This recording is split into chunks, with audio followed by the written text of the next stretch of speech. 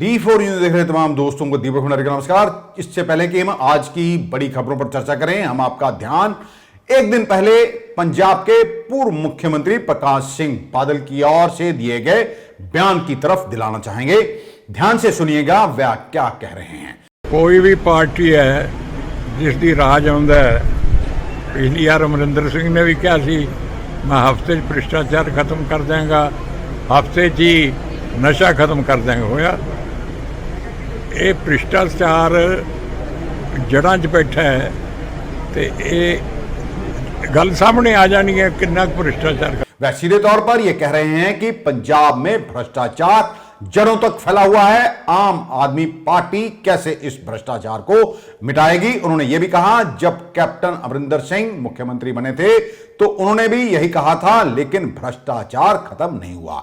आप गौर से सुनिए, यह बात वह व्यक्ति कह रहा है जिसने 25 साल तक पंजाब पर राज किया, यानी कि वह पंजाब के 5 बार मुख्यमंत्री रह चुके हैं। कोई भी पार्टी है जिसकी राज आउंदा है, पिछली बार अमरिंदर सिंह ने भी कहा सी मैं हफ्ते भ्रष्टाचार खत्म कर देंगा, हफ्ते ही नशा खत्म कर देंगे। होया ये भ्रष्टाचार जड़ां 'च बैठा है तो ये गल सामने आ जानी है कितना भ्रष्टाचार। ये आरोप वो लगा रहे हैं, इनमें कितनी सच्चाई है ये इसका अंदाजा आप खुद ही लगा लीजिए, क्योंकि पहले भी चुनावों के दौरान ये आरोप लगते रहे हैं कि पंजाब में माफिया राज कर रहा है। शराब का अवैध कारोबार होता है, रेत माफिया है, ट्रांसपोर्ट माफिया है, केबल माफिया है। तो क्या बादल साहब का ये बयान इन आरोपों को सच्चाई बता रहा है?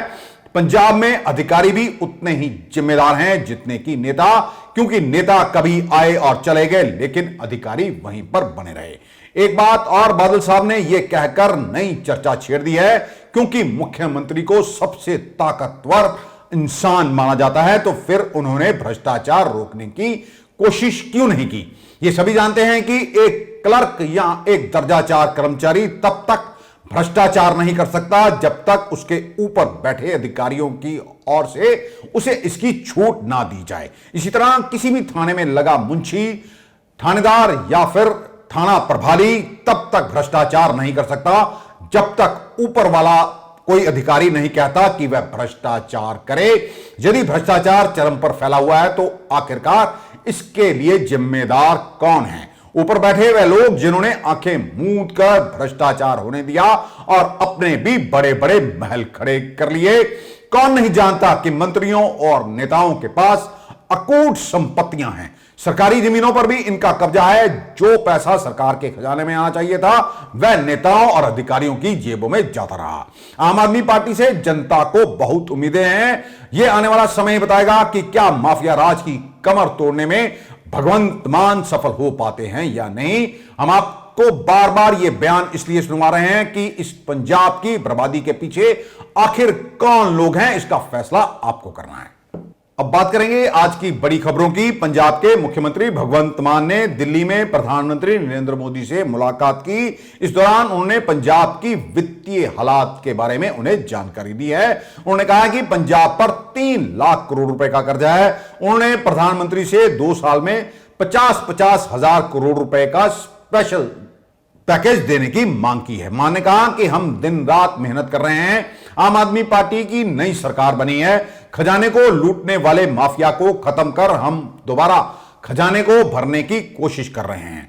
मान ने कहा कि कम से कम 2 साल के लिए हमें स्पेशल पैकेज मिल जाएगा, तब तक हम अपनी वित्तीय स्थिति को सुधार लेंगे, पंजाब अपने पैरों पर खड़ा हो जाएगा। मान ने यह भी कहा, मुझे उम्मीद है कि प्रधानमंत्री देश के वित्त मंत्री से बात करेंगे और पंजाब को पूरा सहयोग करेंगे। बहुत ही खुशगवार माहौल ਦੇ ਵਿੱਚ ਗੱਲਬਾਤ ਹੋਈ ਹੈ। प्रधानमंत्री जी ने मैनू जित दी मुख्यमंत्री बनने की बधाई दी। मैं भी उन्होंने फुलों का बुके ते एक शॉल भेंट किया ते उन्होंने सफलता की, सेहत की, वधिया चंगी सेहत की कामना की।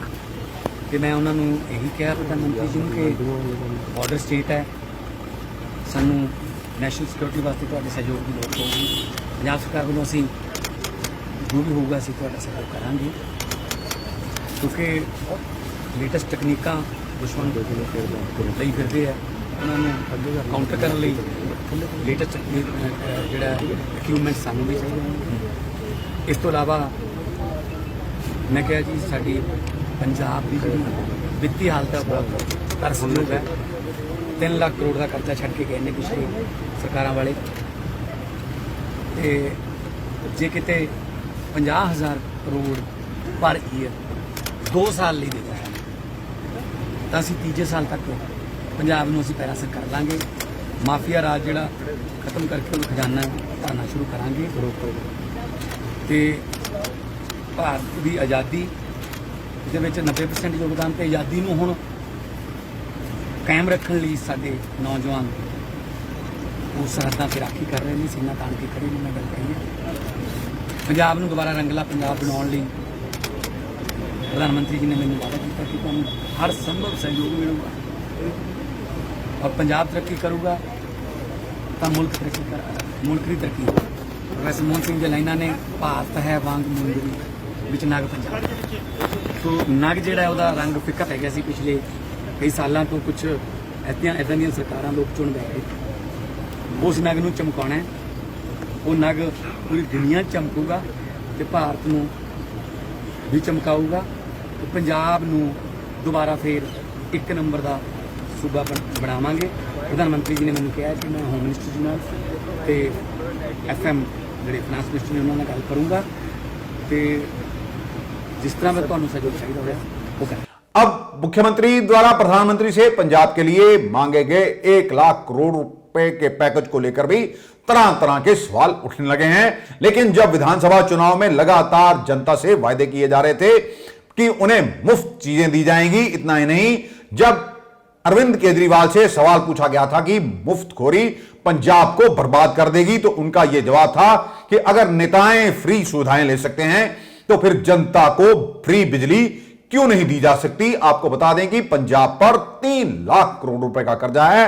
ऐसे में आम आदमी पार्टी पहले से ही लोगों से यह वायदा कर चुकी है कि हर घर को 300 यूनिट बिजली फ्री दी जाएगी और 18 साल की उम्र की हर एक महिला को प्रति महीना 1,000 रुपया दिया जाएगा।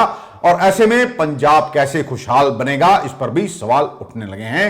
पंजाब का पानी जहरीला हो रहा है, माफिया राज पंजाब को खोखला कर रहा है। अभी हालांकि जब से सरकार नई सत्ता में आई है, इन्होंने एक के बाद एक फैसले लिए हैं। 35,000 नई नौकरियां देने की बात की गई है। भ्रष्टाचार को खत्म करने के लिए एक नंबर जारी कर दिया गया है। लेकिन पंजाब की जो हालत है, पैसे से जिन चीजों का हल होना है वह तो पैसे से ही होगा। आखिरकार यह पैसा आएगा कैसे, अभी सरकार की परीक्षा शुरू हो गई है। पंजाब में आम आदमी पार्टी की नई सरकार ने वित्त वर्ष 2021-22 के लिए सूबे में पहले से लागू आबकारी नीति को 3 महीने के लिए बढ़ा दिया है, यानी कि 1 अप्रैल से 30 जून तक इसका नवीनीकरण कर दिया गया है। यानी राज्य की आम आदमी पार्टी सरकार नई आबकारी नीति अब 3 माह बाद लागू करेगी। माना जा रहा है कि दिल्ली सरकार की तर्ज पर भगवंत मान सरकार भी राजस्व को बढ़ाने के लिए शराब बिक्री का काम अपने अधीन लाना चाह रही है। हालांकि नई सरकार ने इस बारे में अभी कुछ कहा तो नहीं और 31 मार्च को समाप्त होते देखते हुए यह मौजूदा पॉलिसी की अवधि को बढ़ा दिया गया है। वहीं आम आदमी पार्टी के सुप्रीमो ये पहले ही कह चुके हैं कि पंजाब में शराब माफिया पर शिकंजा कसा जाएगा। आम आदमी पार्टी के नेता राघव चड्ढा ने विधायक पद से इस्तीफा दे दिया है। वह दिल्ली के राजेंद्र नगर से विधायक बने थे। दिल्ली विधानसभा के स्पीकर को इस्तीफा उन्होंने अपना सौंप दिया है। तो मैं आज इस सदन के माध्यम से अपनी विधानसभा के राजेंद्र नगर विधानसभा के लोगों का, सभी कार्यकर्ताओं का शुक्रिया अदा भी करता हूं और ये कहता हूं कि ये बच्चा आपका, ये छोटा भाई आपका सदैव आपकी सेवा में लगा रहेगा। जैसा कि मैंने कहा, सदन जरूर बदलेगा लेकिन सेवा नहीं बदलेगी, संघर्ष नहीं बदलेगा। इसी के साथ साथ आपका बहुत बहुत धन्यवाद अध्यक्ष जी कि आपने मेरे बारे में कुछ लाइनें पढ़कर मुझे इतना सम्मानित किया। मेरे नेता अरविंद केजरीवाल जी ने एक बड़ी जिम्मेदारी इन युवा कंधों पे डाली है। ये सिर्फ आम आदमी पार्टी में ही हो सकता है कि साधारण घरों के बच्चे, ordinary middle class house hold से आने वाले लड़के लड़कियों को इतना मान सम्मान और इतनी बड़ी जिम्मेदारी मिलती है। यहाँ बैठे आम आदमी पार्टी के जितने एमएलएज हैं, हम में से किसी के परिवार में ना आज से पहले कोई राजनीति में था, ना शायद आज के बाद कोई राजनीति में होगा। ये आम आदमी पार्टी और अरविंद केजरीवाल जी का ही मॉडल है, जिसमें केवल और केवल आपकी समर्पण और देशभक्ति की जो लगन है उसको सम्मान मिलता है, उसको रिवॉर्ड मिलता है। मैं अपने नेता अरविंद केजरीवाल जी का बहुत बहुत शुक्रिया अदा करता हूं कि उन्होंने इतना मान सम्मान मुझे बख्शा और इतनी बड़ी जिम्मेदारी दी। इसी के साथ साथ बस मैं अंत में इतना कहूँगा कि केजरीवाल स्कूल ऑफ पॉलिटिक्स के हम सब स्टूडेंट हैं, तो एक क्लास से दूसरी क्लास में मेरा प्रमोशन हो गया है। जैसे स्ट्रीम चुनते हैं हम कि कॉमर्स में जाना है कि मैथ्स में जाना है कि साइंस में जाना है, तो एक स्ट्रीम दूसरी अरविंद जी ने मेरे लिए चुनी है। लेकिन मैं सदैव अध्यक्ष जी इस हाउस को मिस करूंगा, आप सबको मिस करूंगा, और आप लोग मुझे ऐसे ही बुलाते रहिए, आप सबके बीच आता रहूंगा और सेवा का मौका देते रहिए। बहुत बहुत शुक्रिया। जय हिंद, जय भारत, इनकलाब जिंदाबाद। आम आदमी पार्टी के 33 वर्षीय राघव चड्ढा सबसे कम उम्र के राज्यसभा सांसद बन गए हैं। वीरवार को चुनाव आयोग ने उनके निर्विरोध चुने जाने की घोषणा कर दी। चड्ढा के अलावा क्रिकेटर हरभजन सिंह, दिल्ली आईआईटी के प्रोफेसर डॉक्टर संदीप पाठक, लवली प्रोफेशनल यूनिवर्सिटी फगवाड़ा के वाइस चांसलर अशोक मित्तल और लुधियाना के कारोबारी संजीव अरोड़ा भी सांसद बन गए हैं। उनके विरोध में किसी भी उम्मीदवार ने नामांकन नहीं किया, जिसके बाद चुनाव आयोग ने आज ही उन्हें विजेता घोषित कर दिया। दूसरा उम्मीदवार होता तो 31 मार्च को चुनाव होने थे। पंजाब सरकार में कैबिनेट मंत्री बने हरभजन सिंह ईटीओ ने आज श्री दरबार साहब में माथा टेका और सरबत के भले की अरदास की। उनका कहना है कि श्री दरबार साहब अध्यात्म का केंद्र है, यहां पर सस्ती बिजली देने के लिए भी विचार किया जा रहा है। इसके अलावा पंजाब को बिजली सरप्लस बनाने के लिए गांवों में भी सोलर प्लांट लगाए जाने की योजना है। उन्होंने यह भी कहा कि आम आदमी पार्टी की सरकार ने जनता से जो वायदे किए थे उन वायदों को पूरा किया जाएगा। देखो जी, नो डाउट महकमा चैलेंजिंग है, पर असीं भी चुनौतियां कबूल कीतियां ने। अज गुरु साहब का आशीर्वाद लैन आए हैं कि जड़ियां चुनौतियां पईयां ने, जड़ियां जिम्मेवारियां साडे उत्ते ने, गुरु साहब मेहर भरिया हथ रखन, असीं नेक नीति दे नाल जड़ियां जिम्मेवारियां उन्होंने निभा सकिए। ईटीओ साहब, अगले महीने तो जी बिजली के जोड़े ने जो फैसला दिता गया उसे इंप्लीमेंट किया जा रहा है। बस हाँ, जल्द असी जो गारंटियां दी ने जल्द ही इंप्लीमेंट करन जा रहे हैं। असी सोलर प्लांट्स जड़े आ उन्होंने काफ़ी वड्डी पद्धर पे गोहे नाल जिहड़ी पैदा हाँ इंट्रोड्यूस करने जा रहे हैं, क्योंकि ये जड़े तुहानूं पता सोलर प्लांट्स ते एक बार स्ट्रक्चरल जड़े खर्चे ने आ जाते हैं, उस तो बाद काफ़ी सस्ती बिजली हो जाती है। हुण असीं कुछ कोशिश कर रहे हैं कि एग्रीकल्चरल सैक्टर नूं नीयर अबाउट 1,40,000 साडे कोल एग्रीकल्चरल ज़्यादा ने, मेरा ख्याल 14 को लाख एग्रीकल्चरल कनैक्शन ने, और उन्हां दे विच असीं कोशिश कर रहे हैं कि काफ़ी पिंडां दे विच सोलर प्लांट ला के जितना 150-200 ट्यूबवैल जिहड़ा चलता है वो सोलर प्लांट ते सोलर ते चल जाए या बायो ते चल ਜਾਂ ਬਾਇਓ ਤੇ ਚੱਲ ਜਾਏ, ਕਿਉਂਕਿ ਇਹਦੇ ਨਾਲ ਸਾਡੇ ਇਹ ਜਿਹੜੇ ਟ੍ਰੈਡੀਸ਼ਨਲ ਸੋਰਸਸ ਨੇ ਇਹਨਾਂ ਉੱਤੇ ਬਰਡਨ ਵੀ ਘਟੇਗਾ ਔਰ ਲੋਕੀ ਵੀ ਥੋੜੇ ਜਿਹੇ ਜਿਹੜੇ ਆ ਉਹਨਾਂ ਨੂੰ ਰਾਹਤ ਵੀ ਜਿਹੜੀ ਆ ਉਹ ਮਿਲ ਪਾਊਗੀ। ईटीओ साहब, एक छोटे जे घराने चो उठे हो, मंत्री पद मिला है, किस तरह लगता है, विश्वास ਹੁੰਦਾ जी? ਇਹ ਗੁਰੂ ਸਾਹਿਬ ਦਾ ਆਸ਼ੀਰਵਾਦ ਆ ਜੀ, ਉਹਨਾਂ ਦੀ ਮਿਹਰ ਸਦਕਾ ਹੀ ਸਾਰਾ ਕੁਝ। ਸਰਬੱਤ ਦੇ ਭਲੇ ਦੀ ਅਰਦਾਸ ਹੈ ਜੀ, ਹਮੇਸ਼ਾ ਪੂਰਾ ਪੰਜਾਬ ਸਰਬੱਤ ਦੇ ਭਲੇ ਦੀ ਅਰਦਾਸ ਕਰਦਾ ਹੈ, ਸਰਬੱਤ ਦੇ ਭਲੇ ਦੀ ਅਰਦਾਸ ਕੀਤੀ ਹੈ। ਵਾਹਿਗੁਰੂ ਅੱਗੇ ਇਹੋ ਹੀ ਅਰਦਾਸ ਬੇਨਤੀਆਂ ਕੀਤੀਆਂ ਨੇ ਕਿ ਜੋ ਜ਼ਿੰਮੇਵਾਰੀ ਸਾਡੇ ਉੱਤੇ ਆਸਾਂ ਉਮੀਦਾਂ ਰੱਖ ਕੇ ਲੋਕਾਂ ਨੇ ਪਾਈ ਆ, ਉਹਨਾਂ ਦੀਆਂ ਉਮੀਦਾਂ 'ਤੇ ਪਾਣੀ ਨਾ ਫਿਰੇ, ਉਹਨਾਂ ਦੀਆਂ ਉਮੀਦਾਂ 'ਤੇ ਪੂਰੇ ਖਰੇ ਉਤਰ ਸਕੀਏ, ਇਹੋ ਹੀ ਵਾਹਿਗੁਰੂ ਅੱਗੇ ਬੇਨਤੀ। अमृतसर से लोकसभा सांसद गुरजीत सिंह औजला ने केंद्र सरकार से मांग की है पंजाब में खासकर बॉर्डर इलाके में स्पेशल इकोनॉमिक जोन बनाया जाए, क्योंकि यहां का व्यापार उद्योग पलायन करके दूसरे राज्यों में जा रहा है। थैंक यू स्पीकर सर, मैं धन्यवाद करता हूं demand for grant ministry of commerce industry पे मुझे बोलने का मौका दिया। मैं आपके माध्यम से मिनिस्टर पीयूष गोयल जी को, पाटिल जी को और सोम प्रकाश जी जो हमारे पंजाब से ही हैं, मैं बेनती करना चाहता हूं, अमृतसर जो कि बहुत हिस्टोरिकल सिटी है, गुरु रामदास जी ने इसको बनाया था और तब कसूर से लाकर व्यापारी जहां सेटल किए थे। उसके बाद महाराजा रणजीत सिंह ने जहां व्यापार बढ़ाया और देश की आज़ादी से पहले करोड़ों का व्यापार यहाँ से होता था। इसका अंदाज़ा आप ब्रिटिश रूल के समय, जब ब्रिटिश इंडिया था, उस समय जो पर व्यक्ति आमदन थी अमृतसर की इक्वल टू बॉम्बे और कैलकाटा की थी ऑलमोस्ट। तो ये एक रुझान था कि एयरपोर्ट 1930 में भी अमृतसर में इसीलिए बना था क्योंकि व्यापार का एक बहुत बड़ा केंद्र था। लेकिन देश की आज़ादी के बाद व्यापार बिल्कुल तबाह हो गया, लेकिन धीरे धीरे अमृतसर फिर अपने पाँव पे आया और अमृतसर में काफ़ी इंडस्ट्री लगी, जिसमें चाय का व्यापार होता था, निटिंग की इंडस्ट्री थी, प्रोसेसिंग प्लांट थे, शालों की इंडस्ट्री थी, राइस इंडस्ट्री, स्क्रू इंडस्ट्री, ओस्मा, ओसीएम, मस्मा, लाल इमली जैसी मिल थी बड़ी बड़ी, दारीवाल लोई हमारे साथ ही है, पेंट की इंडस्ट्री थी, हैंडलूम की इंडस्ट्री थी, गलीचा, कारपेट, फुलकारी, दरी, खेस, अनेकों इंडस्ट्री थी अमृतसर में।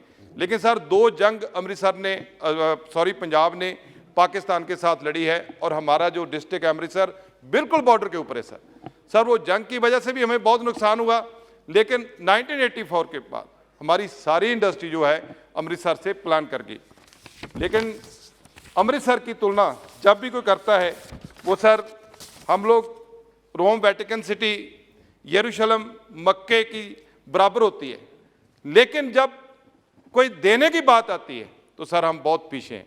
मैं आपके माध्यम से सरकार से दरख्वास्त करता हूँ, हमारे जैसे स्क्रू की इंडस्ट्री में पंजाब का पहला सेल टैक्स नंबर 1949 में अमृतसर में अभी तक शुरू है सर। मैं आपके माध्यम से बेनती करना चाहता हूँ सर, अमृतसर बॉर्डर बेल्ट है, पंजाब ने बहुत बड़ा योगदान दिया है देश को सर। एक तो स्पेशल इकोनॉमिक जोन पंजाब को दिया जाए क्योंकि वहाँ जम्मू में भी स्पेशल इकोनॉमिक जोन है और हिमाचल में भी है, नीम पहाड़ी एरिया में हमारी जितनी इंडस्ट्री है वो सारी वहाँ चलेगी है। लोग हमारे बेरोजगार हैं, बच्चे इसीलिए नशे में गिरफ्त होते जा रहे हैं सर। जितनी इंडस्ट्री बची है थोड़ी सर, मैं कहना चाहता हूँ फ्रेट इक्वालिटी होनी चाहिए।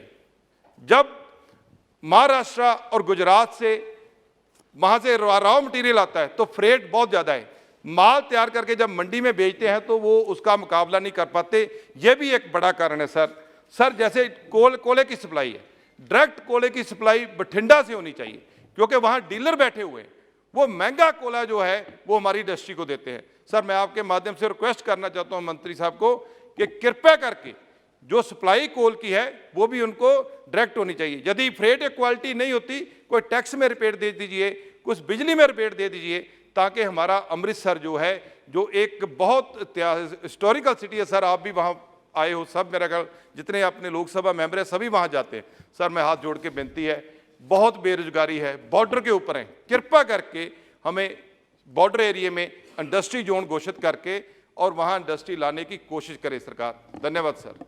इंडियन मेडिकल एसोसिएशन की ओर से अमृतसर में 3 दिवसीय पीमाकॉन कॉन्फ्रेंस करवाई जा रही है। इसकी जानकारी डॉक्टर अरविंदर सिंह सेठी और डॉक्टर कुलदीप सिंह अरोड़ा ने दी। उन्होंने यह भी बताया कि हाल ही में हुए विधानसभा चुनावों में तमाम पार्टियों के जितने भी डॉक्टर इसमें जीते हैं उन तमाम डॉक्टरों को भी 27 मार्च को निमंत्रण पत्र भेजा गया है। पीमाकॉन जी है पंजाब के डॉक्टर्स की स्टेट लैवल की कॉन्फ्रेंस है जी कि अमृतसर की 13 साल बाद की जा रही है। ये 25, 26 ते 27 3 दिन की कॉन्फ्रेंस है और इन्होंने 3 दिनों के ਵੱਖ-ਵੱਖ सबजैक्ट ने साढ़े, पर साडा 25 तरीक को वर्कशॉप्स ने जिहदे असीं डॉक्टर्स नूं ट्रेनिंग देने डिफरेंट सबजैक्ट्स है।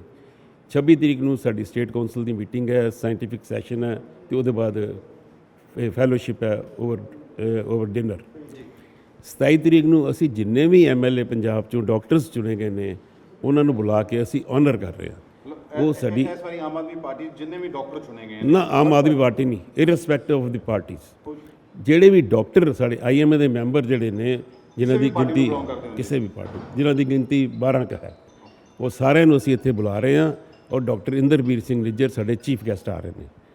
ਅੱਛਾ ਤੇ ਡਾਕਟਰ ਸਾਹਿਬ ਹੋਰ ਤੁਸੀਂ ਕੁਝ ਦੱਸਣਾ ਚਾਹੋ? 26 ਤਰੀਕ ਨੂੰ ਅਸੀਂ ਜਿਹੜੇ VC ਹੈ ਗੁਰੂ ਨਾਨਕ ਦੇਵ ਯੂਨੀਵਰਸਿਟੀ ਦੇ ਔਰ SGRD ਦੇ ਜਿਹੜੇ VC ਨੇ ਉਹਨਾਂ ਨੂੰ ਅਸੀਂ ਚੀਫ ਗੈਸਟ ਬਣਾਇਆ ਹੋਇਆ ਤੇ ਅੱਜ ਤੱਕ 1000 ਤੋਂ ਉੱਤੇ ਜਿਹੜੀ ਰਜਿਸਟ੍ਰੇਸ਼ਨ ਹੋ ਚੁੱਕੀ ਹੈ ਤੇ ਔਨ ਦਾ ਸਪੌਟ ਰਜਿਸਟ੍ਰੇਸ਼ਨ ਵੀ ਜਿਹੜੀ ਹੈ ਓਪਨ ਹੋਏਗੀ। ਇਹ ਬੇਸਿਕਲੀ ਪੀਮਾ ਕਰਾਉਣ ਜਿਹੜੀ ਕਾਨਫਰੰਸ ਕਰਵਾ ਰਹੇ ਹੋ, ਇਹਦਾ ਫਾਇਦਾ ਕੀ ਹੋਏਗਾ ਜੀ ਜਿਹੜੀ ਨਵੇਂ ਜਨਰੇਸ਼ਨ ਆ ਰਹੀ ਨਵੇਂ ਡਾਕਟਰ? ਦੇਖੋ ਜਿਹੜੀ 25 ਤਰੀਕ ਨੂੰ ਜਿਹੜੀ ਵਰਕਸ਼ਾਪਸ ਹੋ ਰਹੀਆਂ ਹੈਂਡਸ ਔਨ ਵਰਕਸ਼ਾਪਸ ਹੈਗੀਆਂ ਉਹ ਸਾਰੇ ਉਹਦੇ ਪੋਸਟ ਗ੍ਰੈਜੂਏਟ ਔਰ ਅੰਡਰ ਗ੍ਰੈਜੂਏਟ ਸਟੂਡੈਂਟ ਜਿਹੜੇ ਆ ਰਹੇ ਜਿਹੜੇ ਅਟੈਂਡ ਕਰਨਗੇ ਔਰ ਉਹਨਾਂ ਨੂੰ ਉਹਦੀ ਪੜ੍ਹਾਈ ਵਿੱਚ ਬਹੁਤ ਫਾਇਦਾ ਹੋਏਗਾ। ਔਰ ਜਿਹੜੀ 26 27 ਨੂੰ ਹੈਗੀਆਂ ਉਹਦੇ ਵਿੱਚ ਸਾਰੇ ਡਾਕਟਰਸ ਵਾਸਤੇ ਐਕੈਡਮਿਕਸ ਬੜੇ ਜਿਹੜੇ ਪੇਪਰਸ ਪੜ੍ਹਨੇ ਆ, ਬੜੇ ਜਿਹੜੇ ਟੌਪ ਦੇ ਡਾਕਟਰਸ ਹੈ ਉਹ ਆਪਣੇ ਰਿਸਰਚ ਪੇਪਰਸ ਪੜ੍ਹਨਗੇ ਔਰ ਇਹ ਨਵੀਂ ਜਾਣਕਾਰੀ ਜਿਹੜੀ ਲੋਕਾਂ ਨੂੰ ਦਿੱਤੀ ਜਾਏਗੀ।